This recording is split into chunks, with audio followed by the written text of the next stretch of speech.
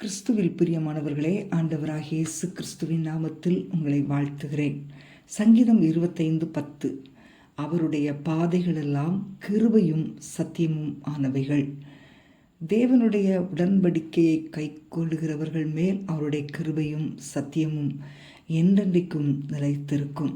ஆண்டவருடைய வார்த்தையை உண்மையும் உத்தமமாய் பின்பற்றி அவரிடத்தில் பயபக்தியாக இருக்கும்போது நம்முடைய வாழ்க்கையிலே ஒரு பெரிய வித்தியாசம் உண்டு. கர்த்தரே நம்மை வழிநடத்துகிறபடியால் நம்முடைய வாழ்க்கை மற்றவர்களை விட முற்றிலும் வித்தியாசமாக இருக்கிறது. அன்பான தேவனுடைய பிள்ளைகளே, உலக பிரகாரமான ஜனங்களுடைய வாழ்க்கை இந்த பொல்லாங்கனால் நடத்தப்படுகிறது.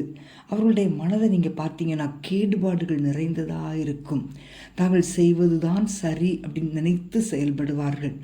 தேவனுடைய இரக்கங்களையும் அவர் கொடுக்கிற மன்னிப்புகளையும் பெற்றுக்கொள்ளாதபடி ரொம்ப கடினமாக இருப்பாங்க.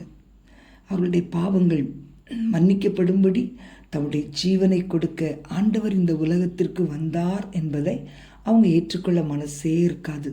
இப்படிப்பட்டவங்க பார்த்தீங்கன்னா தங்களுடைய பாவங்களை ஒத்துக்கொள்ளவே மாட்டாங்க.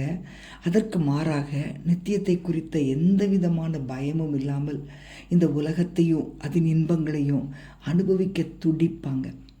பிரியமானவர்களே, ஆனால் நீங்களும் உங்கள் குடும்பத்தினரும் தேவனுக்கு பயந்திருங்கள். அவர் தம்முடைய கிருபையினாலும் சத்தியத்தினாலும் உங்களை நடத்துவார். உங்களுடைய அக்கிரமங்களையும் மீறுதல்களையும் மன்னித்து அநீதியான கிரியைகளை ஆண்டவர் நமக்கு சுத்திகரித்திருக்கிறார்.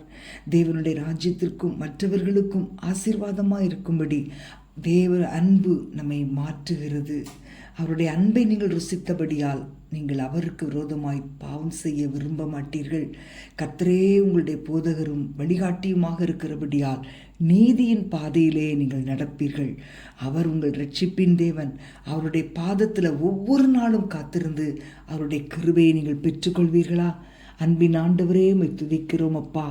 அப்பா, உம்முடைய பிள்ளைகளை நீ நித்தமும் நடத்தணும்ப்பா. ஒவ்வொரு நாளும் உடைய ஆலோசனையில் நடக்க வைப்பீராக. நீங்கள் நடத்தினா குடும்பங்களில் ஜெயம் இருக்குமே தகப்பனே.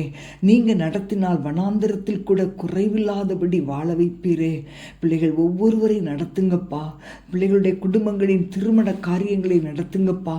சத்துருவின் ஆலோசனைக்கு விட்டு கொடுக்கக்கூடாது ஆண்டவரே. உடைய பிள்ளைகளுடைய தொழிலை நீங்கள் நடத்துங்க ஆண்டவரே.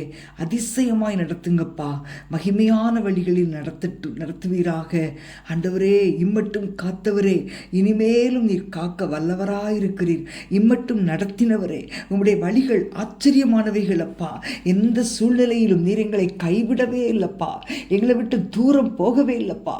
எங்களோடு கூட இருக்கிற ஒரு தேவன் எங்களுக்கு இருக்கிறபடியால் மெய் நன்றியோடு துதிக்கிறோம். இயேசுவின் நாமத்தில் பிதாவே, ஆமேன், ஆமேன்.